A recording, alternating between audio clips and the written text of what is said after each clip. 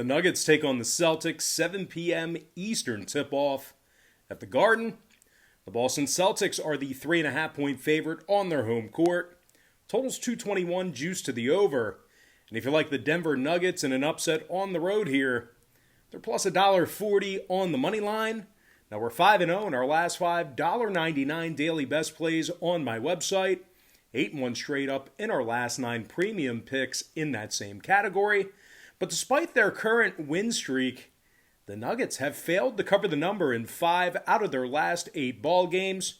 And they also have a slew of guys listed on the injury report for this evening. Dozier, Harris, Millsap, and Barton, they're all out. Morris is also listed as questionable.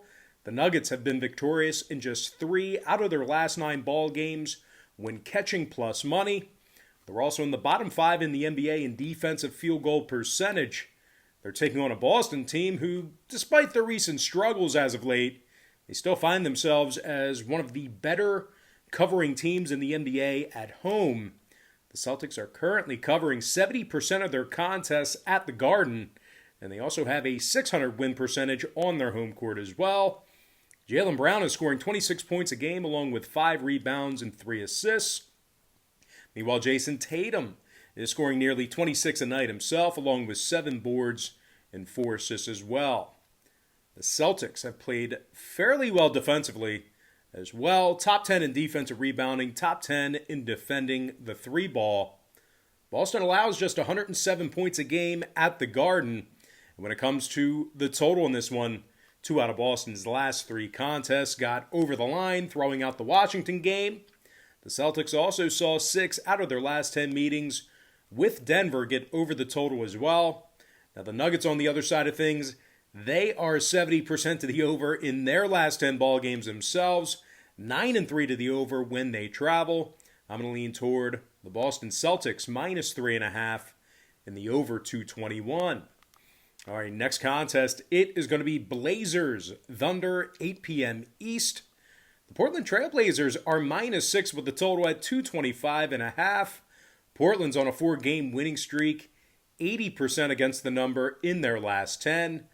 They're covering over 69% of their road games this season, and they also have a road win percentage of .615. Damian Lillard is scoring over 29 points a game along with 4 rebounds, 7 assists. Meanwhile, Gary Trent Jr. is scoring nearly 15 a night himself, along with a couple of boards a game as well. The Blazers are in the top 5 in road scoring, top 5 in road 3-point percentage. They're taking on an OKC squad who's going to have to once again go to work without their best player. Shai Gilgeous-Alexander sitting another one out here tonight, battling injury. And regardless of Shai's playing status or not, we're still looking at an OKC team who just doesn't play all that well at home. They've lost 8 of 12 at the Chesapeake this season, and they successfully covered the point spread in just 33% of those home games, really struggling on their home court. A lot of their covers this season have indeed come on the road. Now, the Thunder allows nearly 118 points a night on their home court, and they let their opponents make nearly 40% of their three-pointers there. Now, total-wise, 3 out of OKC's last 4 got over the line, throwing out the Milwaukee game. The Thunder's also 7-5 to the over at the Chesapeake Energy Arena.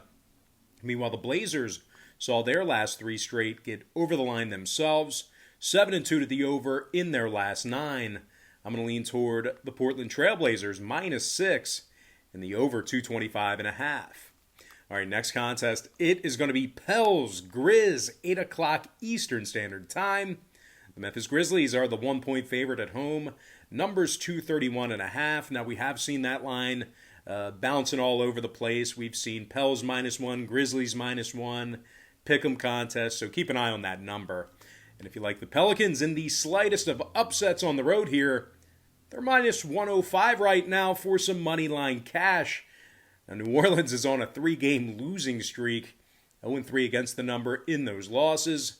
The Pelicans have also played some very bad basketball on the road this season as well. Just 4-10 straight up when they travel, and just 30% against the number in those road contests. New Orleans is dead last in defending the 3-ball on the road. and they give up 116 points a game away from their home court.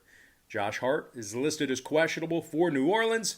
They're taking on a Memphis squad who's coming fresh off a solid 14-point victory over Sacramento.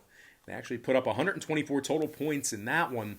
The Grizz also find themselves in the top 10 in the NBA defensively in points allowed. John Morant scoring 18 points a game along with a couple of boards and 8 assists. Meanwhile, Jonas Valanciunas is scoring nearly 17 a night himself along with 11 big rebounds and a pair of assists as well. Memphis is in the top 5 defensively in first quarter points allowed. When it comes to the scoring in this one, 7 out of Memphis' last 11 home games stayed under the number. 70% to the under in their last 10 meetings with New Orleans. I'm going to lean toward the Memphis Grizzlies -1 and the under 231.5. All right, next contest. It is going to be Lakers versus the T-Wolves, 8 p.m. Eastern start time in Minnesota. The Lakers are the 8-point favorite on the road, totals 223. But in addition to the loss of Anthony Davis for the next couple of weeks, we're looking at an LA team who's really let down their betting backers recently. These guys have failed to cover the point spread in 4 out of their last 5 contests and also went just 30% against the number in their last 10. And as good as the Lakers are on the road this season, it certainly isn't because of their offense. LA scoring just 108 points per contest when they travel. And they also rank in the bottom 10 in shooting from the stripe, really not making their opponents pay when they put them to the line.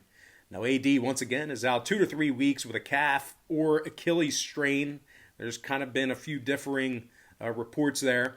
Meanwhile, LeBron and Alex Caruso, they're both listed as questionable for tonight's game as well. Now the Lakers are taking on a Minnesota team who's, believe it or not, been getting a lot of people paid recently, despite their current straight-up record. Minnesota's gone 8-1 against the spread in their last 9 contests, and they rank in the top 10 in the league in fourth quarter scoring. Karl Anthony Towns is scoring over 21 points a night, along with 11 boards and 3 assists. Meanwhile, Malik Beasley scoring over 20 a game himself, along with 5 boards and 2 assists as well. And despite the absence of D'Angelo Russell here tonight, the T-Wolves have successfully covered the point spread in 7 out of their last 10 meetings with the Lakers. These guys historically over the past couple of seasons have played LA very, very well. Now total-wise, Minnesota's 60% to the under in their last 10 meetings with the Lakers. And ironically, Minnesota saw 6 out of their last 10 ball games against other opponents this season stay under the total as well. Meanwhile, the Lakers on the other side of things, they are a staggering 12-3 to the under in their 15 road games this year. I'm going to lean toward the underdog Minnesota T-Wolves +8, keeping this one close, and the under 223. And with that, guys, we're going to dive into our next and final matchup for the show. It is going to be Nets versus the Suns, 10:30 East. The Phoenix Suns are -4.5, totals 232. Now, I get it, guys. The Suns are red hot right now. Don't get me wrong. But the Nets typically have the ability to turn these games into track meets. And I'm just not sure the Suns will have enough firepower to keep up with them. Phoenix is in the bottom 10 in the league in scoring on average per game. Phoenix is also in the bottom 5 in fourth quarter scoring as well. Now they're taking on a Brooklyn squad who, despite going to work without Kevin Durant, they're still currently on a 3-game winning streak, and they covered the number in all 3 of those victories. Brooklyn currently leads the NBA in scoring and offensive field goal percentage. They're also making 42% of their three-pointers away from home as well. That is certainly a trend there, a stat to consider. But anyway, Kyrie Irving scoring nearly 29 points a game, along with 4 rebounds, 5 assists.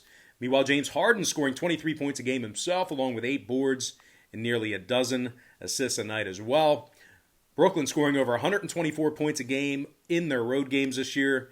And when it comes to the total on this one, Brooklyn's gone 8-2 to the over in their last 10 ball games, 10-3 to the over when they travel. Meanwhile, the Suns saw 3 out of their last 4 contests get over the line themselves.